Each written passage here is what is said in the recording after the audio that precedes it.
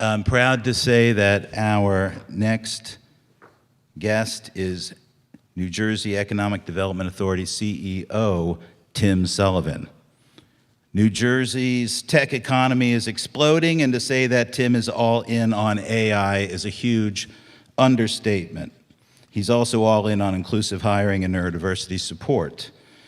Joining Tim on the stage will be the best friend I'm only meeting for the first time this morning. Tom Bergeron is the editor of New Jersey's most widely read and important business journal, ROI-NJ. Tom has written extensively about neurodiversity employment and is a tireless advocate for the neurodivergent community in New Jersey. He has bent over backwards to spread the word about this conference, and I'm proud to call him a friend. Tom's very talented son, Alex, is with us today as well. I haven't met Alex yet, but thank you for bringing him, and thanks for being here, Alex. Thank you so much, Tom. Come on up.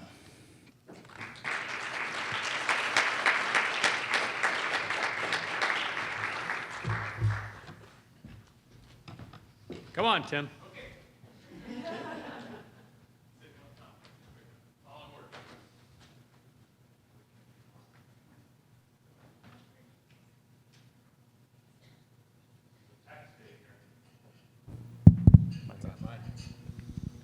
All right, I'm going to ramble so much you guys are going to hope I take a pause in my speech. I'm Tom, this is Tim, and you guys are sitting here saying, what in the hell is the EDA doing here? The EDA, as we all know, is that big bad company that writes multi-million-dollar checks to those big companies that don't pay their fair share. Tim, of course, writes the checks personally himself, hands them out, and we all go away and say, man, more checks for millionaires. So that's a perfect fireside chat for an event like this. I'm delighted to bring Tim up here, and we're going to talk a little bit about the human side of the EDA that I don't think anybody realizes outside of Tim and I and a few others. What the EDA does to help workforce development is far greater than any incentive program. So I'm going to start with Tim and say, tell us a little bit about some of the human sides of EDA. We talk about what you've done to feed the hungry. We talk about what you've done to bring business back to Main Street that was decimated by the pandemic. Let's do EDA, the human side. Okay. Good morning, everyone, first of all. It's great to be here, and thanks for inviting me and some of my colleagues. I can see in the back, I see John and David at least in the back. I don't know if others are with them, but it's great to be here. They're the nice people at the EDA. Apparently, I'm the big bad guy, according to Tom. I thought we were friends, Tom, and you invite me over and you start with insulting me. Yeah, so stepping back a little bit, I think one of the ways that Governor Murphy and our entire team think about economic development and think about economic competitiveness is that this is a talent economy. The American economy, certainly the New Jersey economy, is one that thrives on talent. And that means that we've got to be we need to be on our front foot and as inclusive as possible in thinking about how we can bring more and more people into our economy, because that's what companies want. Companies want talent. Companies need talent. They need it more than certainly they need money and incentives. And so we think a lot about workforce development. One of the smart things we did was ask David to join us from the Department of Labor. I know you're going to hear from Commissioner Saro-Angelo later. You're going to hear from my friend and colleague, Rob's my friend and colleague too, but my friend and colleague Brian Bridges from the Office of the Secretary of Higher Education. We think about economic development and workforce development as sort of two sides of the same coin, because ultimately, again, in the 21st century, companies more than anything else are looking for talent. They're looking for people, and they're looking for people who can do interesting and important work. And increasingly, I think they're thinking about this the right way. They're not just looking for folks who come out of a traditional, maybe 4-year, undergraduate experience and have a credential from someplace you've heard of that, plays basketball in March or football on Saturday afternoons that you've heard of. They're looking for those things too. That hasn't gone out of fashion, but increasingly they're looking for folks who bring any of a number of forms of diversity, but certainly neurodiversity to the table. And I think that's an incredibly important part of New Jersey's strategy, and therefore Governor Murphy and the EDA strategy. Talk a little bit about where you're going individually let's talk about, I mentioned the feeding the hungry and the programs you're doing that, the way the EDA can set up to reach a specific audience. Yeah, I think one of the things that's been an important part of the Murphy administration's approach to economic development, again, is this notion of, let's call it economic security. And economic security can mean food security, it can mean childcare. The governor was making some big announcements last week in West Orange. The Feeding the Hungry program that Tom's referring to, I think the one you're referring to is, it was called Sustain and Serve. It was really during the pandemic. And this is when the world was going to hell in a handbasket, and when, everything was closed and everybody had to stay home and everything, no one knew how the future was going to play out. We had a bunch of restaurants in particular that were particularly hard hit. It's a crowded field for who was the hardest hit sector during the peak of the pandemic, but the restaurant sector certainly toward the very top of that list. And we were running all kinds of programs to say, let's give small businesses money so they can survive the pandemic.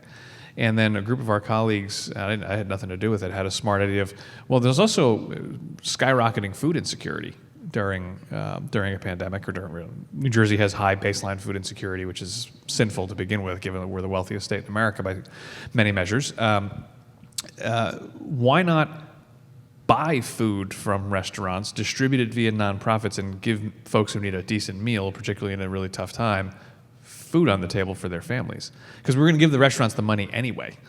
Instead of giving someone a check for $10,000 and saying, good luck, we hope you make it through this challenging period, why not buy $10,000 worth of food, keep the farms, the farm community working, keep the grocery store, and the food distribution network working, keep the folks who prepare food and deliver it working, and have an opportunity to help folks eat. So yeah, we're able to come up with, and this is, I think, a hallmark of Governor Murphy's time in office, custom solutions for unique and different challenges that present themselves. So whether that's food security, childcare. Again, we're going to invest, by the time we're all said and done, $140 million. So some of those big bad checks, I suppose, that Tom likes so much, are going to childcare centers, because we know that if the pandemic didn't teach you during the peak of the pandemic in particular, that if the childcare system is economic infrastructure, if you do not have a good, safe, affordable, reliable childcare system, good luck getting your folks to show up for work. And Tom, I know you think about life as a dad first and a business professional, a journalist second. I similarly run my life that way. My kids during the pandemic were crawling all over us, and I couldn't wait for the childcare system to open back up, because they needed to be taught and educated, and I needed to get some gosh darn work done. And so the childcare system, is an incredibly important part of our economic infrastructure, and we take that very seriously, just as much as we do the AI industry and life sciences and the tech industry and offshore wind. I'm heading to an offshore wind conference in a little while. We rank these things all pretty similarly as like the building blocks of our economy. So we've made jokes about the big checks the EDA hands out, and that's a popular misconception about the EDA. They don't hand out big checks.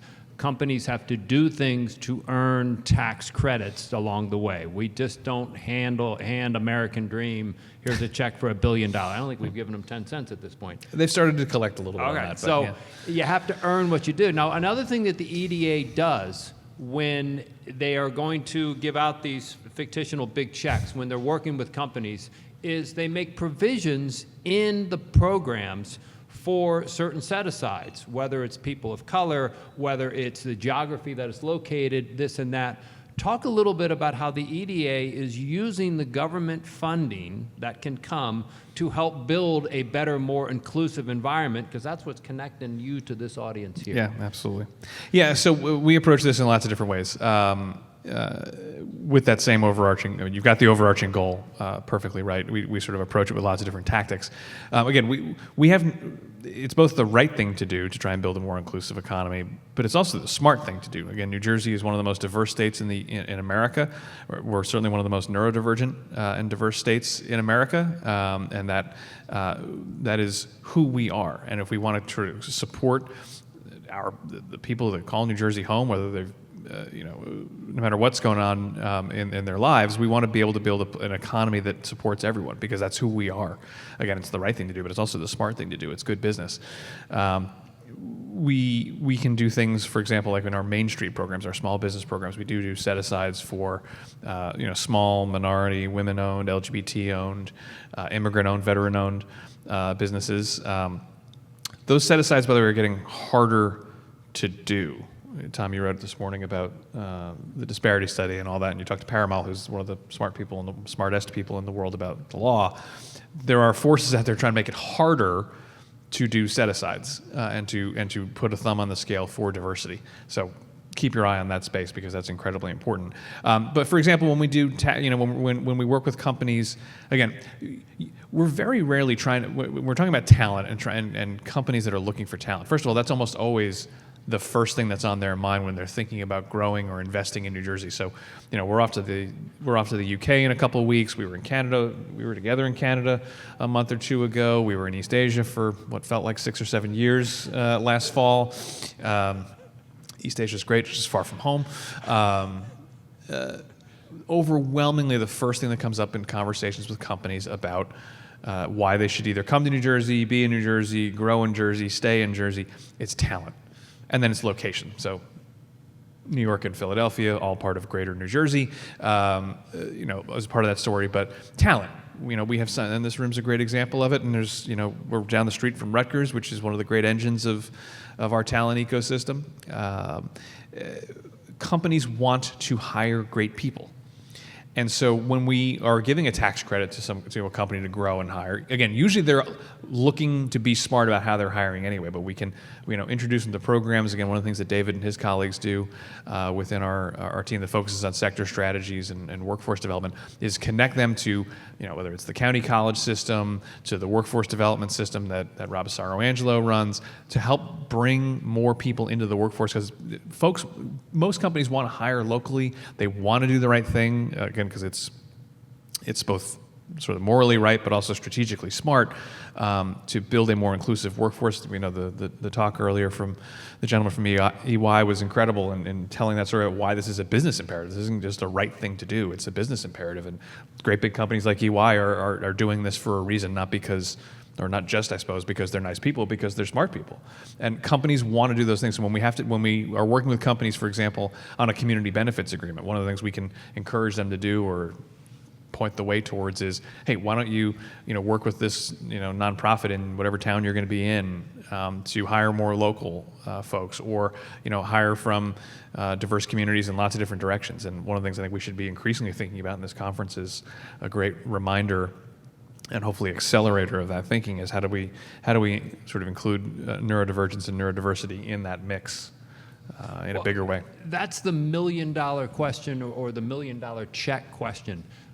Tim rattled off black, brown, veteran, women, LGBTQ, and for those of you who aren't regular readers of ROI, and I know everyone is, New Jersey recently became the very first state in the entire country to include LGBTQ certified companies as making them eligible for these certain set-asides. It's an incredible advantage to be certified. It's something that's going to attract other customers, other companies to New Jersey for that very reason. And that we did this despite the incredible legal challenges that are coming up where anything that says DEI is bad. So the $1 million question for you, Tim, and again, Tim is not as powerful as I've said he is. How do we make it how do we make it so we can include neurodiversity as a category? We have Seven Magnolia here. How do we make it so they can be included as a category, as veteran-owned, as women-owned, as black-owned? That would be a huge advantage for our state. It's something that we should do. It's something that we want to do, but it's a long, laborious process. Tim, how do we make that happen? Yeah, it's a great question. It's the right one. To point to the analogy of how the LGBT certification worked, that required an act of the state legislature. You've noted my limited powers. I certainly don't speak for the legislature, but I would imagine they would think this is this kind of idea would be a good idea. I'm also not a lawyer. I know at least Paul Josephson's in the House, and he's a lawyer. A lot of the we've got the media and lawyers in the same room, so if people want to leave right away, we would understand. That's my cue to get the hell out of here. No, Paul's a friend, as is Tom. But a lot of those diversity classifications, I'm not a lawyer, but pivot off of either the federal or state sort of civil rights protected class list. So gender, sexual orientation, race for sure, or veteran status are all in that category. I don't know exactly the mechanics of how you expand that list and work on that list, but I think certainly, again, in a world in which we're seeing neurodivergence in so many different ways, that seems to be the kind of thing we ought to be talking about nationally and at the state level as well. That's something, if we have a checklist, a to-do list out of this conference, I'm going to put that on there. All right, we're running out of time. I'm going to do two things.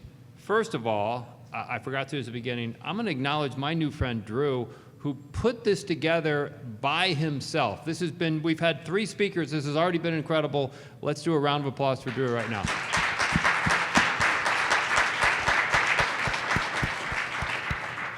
And secondly, for those of you who have caught my act before, the little dog and pony show that I do, I always like to end all of my talks with a little pop culture fun. My guest never has any idea what's coming. I hope to embarrass Tim. I've done this before. I'm going to do it again. So I'm going to ask the imaginary announcer to put an imaginary 60 seconds on the imaginary clock. Okay. And we're going to do a little family feud. We're going to call it this or that to end the show. This is something you guys can participate when we go to network. Tim has no idea what's coming, and I'm going to remind you folks that... And I am nervous, in fact. This is an exhibition. This is not a competition. Please, no wagering. Here we go. This or that. Tim, fall or spring? Fall. That's a real coin flip, though, but fall. It's in the fall. Halloween. Come on. Beach or mountains? Beach. That's easy. I think we heard this before. Europe or Asia? Having been to Asia more recently than Europe, I might go with Asia. The food might be better. All right, let's get into pop culture. Beatles or Stones? Beatles. I mean, that's not a discussion. My son's in 3rd grade. He's 8 years old. He's being John Lennon on Thursday for Halloween. So, yes, I am not encouraging him to be Keith Richards for Halloween. though he seems to have the secret to longevity bottled up in whatever. Prince or MJ? Prince. We've been doing a lot of Prince with the 8-year-old as well. Prince. Arguably the most talented guy we've ever had on the scene. Britney or Christina? Britney gets complicated with the entire span of Britneydom, but I was a senior in high school when Britney hit the scene. So I'll go with Britney there. I believe the correct answer is it's Britney, biatch. Wow. It's a family It's a family show, so we held back. Exactly. All right, the final 3. Here we go. Buffet or sit down? Sit down. Appetizer or dessert? Appetizer. Too many people throw weird desserts at you. It sounds like our age. And I'm usually hungrier for at the appetizer time. But by dessert, I'm usually like a couple glasses of wine. I've had a big dinner. The most important question of the day in all of New Jersey: pizza or pasta? Pizza. All right, and I got a sub question: are we good with putting ham and pineapple on pizza? Look, first of all, again, we want to celebrate. We celebrate all the choices in the world. There's everything's great, but I mean, you shouldn't do that. All I'm going to say, as a kid who grew up in California, if you put a ham and pineapple pizza out, everybody goes, ew, and then it's the first one gone. That's all I'm going to say. Look, here's the thing. I will again, in endeavoring to be inclusive, in a world in which there's things like Connecticut has some good pizza-like product, Chicago has an interesting pizza-like product, putting ham and pineapple on cheese and crust and tomato sauce is interesting, but it's just not pizza. It might be delicious. And in fact, I don't disagree with you. It's tasty. Just like eating pizza with a knife and a fork in New Haven with clams and potatoes on it is pretty tasty. But that's not pizza. Pizza comes in a circle. You turn it into 8 slices. You fold it up when you eat it. There you go. That's Tim. I'm Tom. Thank you for paying attention.